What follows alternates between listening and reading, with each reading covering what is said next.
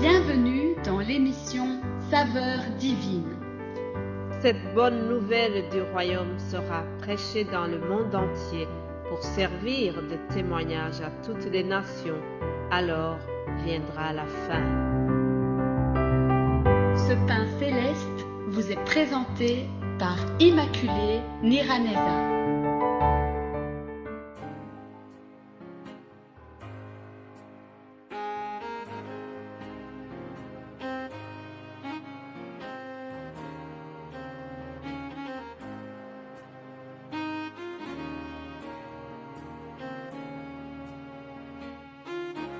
Bienvenue, chers amis, vous tous qui êtes à l'écoute de l'émission Saveurs divines. Que la paix de Christ soit avec vous. Je bénis l'Éternel qui me donne encore cet honneur, cette joie d'être au service du royaume céleste. Mes chers amis, vraiment, c'est toujours beaucoup de joie d'être au service de notre Seigneur chaque matin. Alléluia, je le bénis, je le remercie parce que je suis en bonne santé et que j'ai la voix qui me permet d'être sa porte-parole aujourd'hui. Et ça, c'est mon désir de tous les jours. Soyez bénis vous tous qui écoutez ces émissions.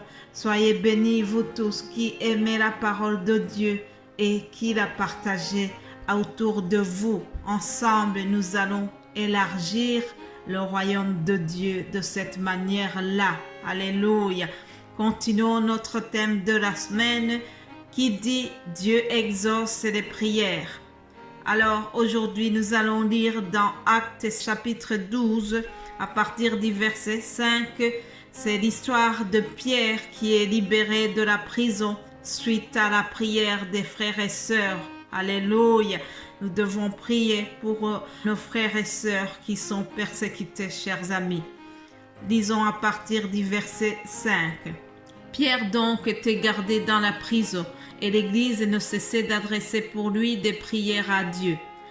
La nuit qui précédant le jour où Hérode allait le faire comparaître, Pierre, lié de 2 chaînes, dormait entre 2 soldats et des sentinelles devant la porte gardaient la prison. Et voici, un ange du Seigneur survint et une lumière brillant dans la prison. L'ange réveillant Pierre, en le frappa au côté et en lui disant « Lève-toi promptement ». Les chaînes tombèrent de ses mains et l'ange lui dit « Mets ta ceinture et tes sandales ». Et il fit ainsi. L'ange lui dit encore, « Enveloppe-toi de ton manteau et suis-moi ». Pierre sortit et le suivit, ne sachant pas que ce qui se faisait par l'ange était réel, et s'imaginant d'avoir une vision. Alléluia! Lorsque Dieu exauce nos prières, parfois nous croyons que nous rêvons. Oui, cher Pierre, non, tu ne rêves pas. Non, tu ne rêves pas. Dieu vient d'exaucer la prière de tes frères et sœurs. Alléluia. Chers amis, nous venons de lire un passage qui nous montre vraiment la puissance de Dieu. Pierre est en prison. Les frères et sœurs n'ont pas été au chômage. Pendant que Pierre est en prison, il n'a pas cessé d'adresser des prières à l'égard de Dieu pour qu'il soit libéré. Alléluia. Ça nous montre comment ils étaient vraiment très fraternels entre eux. Ils étaient solidaires. Ils avaient l'amour entre eux. C'est ça que nous devons avoir. Nous devons avoir de la compassion les uns envers les autres. Quand quelqu'un est dans la tristesse, nous devons porter sa tristesse aussi. Quand quelqu'un est dans la joie, nous devons aussi être joyeux avec lui. Alors, les frères et sœurs ont prié pour Pierre. Mais avant cela, je voudrais vous donner quelques détails au niveau historique. Il est bien aussi de donner les aspects du contexte historique et du contexte géographique parfois. Ici, dans la saveur divine, nous voulons développer la connaissance biblique et aussi la culture générale Ça, c'est important, chers amis. Alors, dans ce chapitre 12, on nous parle de le roi Hérode. Il s'agit d'Hérode Agrippa Ier qui a régné entre 37 et 44. Oui, Hérode Agrippa. C'est le petit-fils d'Hérode le Grand. Il est gouverneur de la partie nord d'Israël. Il a persécuté les chrétiens. C'est un roi qui n'a pas du tout aimé les chrétiens. Il les a persécutés et il voulait surtout gagner la sympathie de certains juifs qui étaient extrémistes, des juifs ultra-religieux qui étaient contre le christianisme. Alors Hérode Agrippa a persécuté les chrétiens. C'est ainsi que dans le lot, il y a eu Jacques, le demi-frère du Seigneur, qui est aussi l'auteur de l'épître de Jacques que nous avons dans la Bible.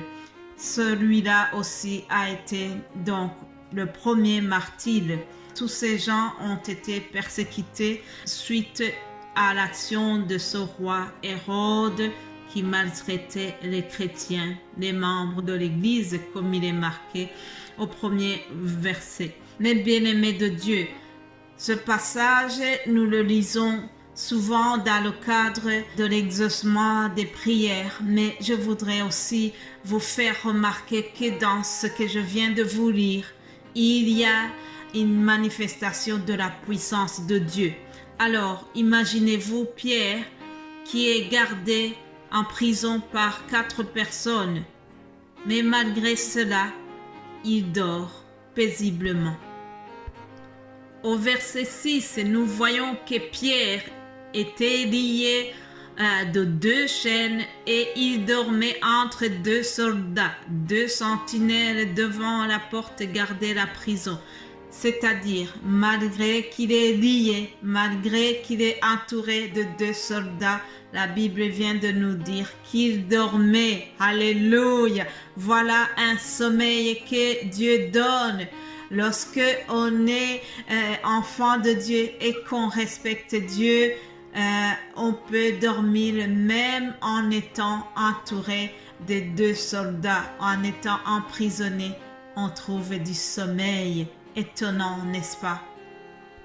Autre manifestation de la puissance de Dieu dans ce passage, c'est que malgré les efforts qui ont été déployés pour que Pierre ne s'échappe pas, malgré qu'on a mis 4 gardiens de prison, l'ange est venu et les gardiens ne se sont pas rendus compte qu'il y a eu un ange qui est passé. Alléluia! Au verset 8, nous voyons qu'au passage de l'ange, les chaînes qui liaient Pierre sont tombées. Alléluia! Nous avons un Dieu qui fait tomber les chaînes lorsque Dieu exauce, lorsqu'il vient pour répondre à la prière, les chaînes tombent.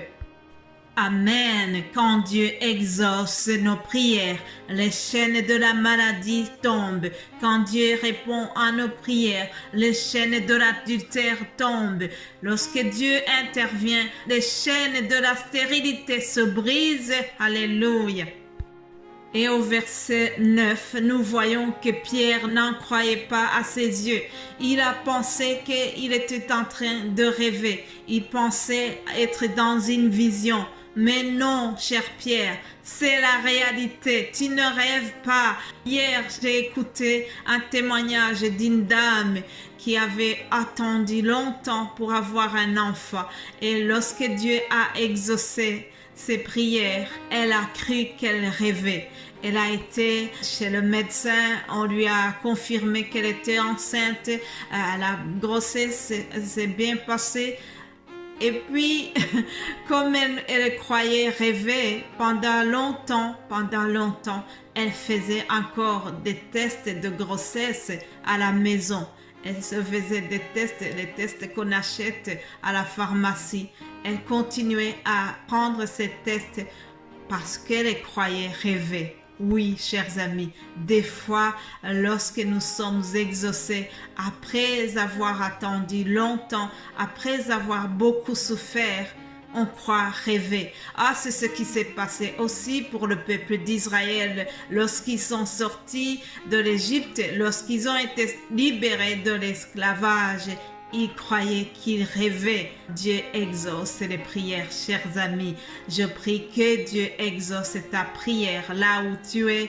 Je ne connais pas quelle est ta préoccupation, mais Dieu seul connaît ce que tu as besoin. Alors, que le Seigneur exauce ta prière selon sa volonté et que tu puisses le glorifier et rendre un témoignage, donner une action de grâce. Alléluia.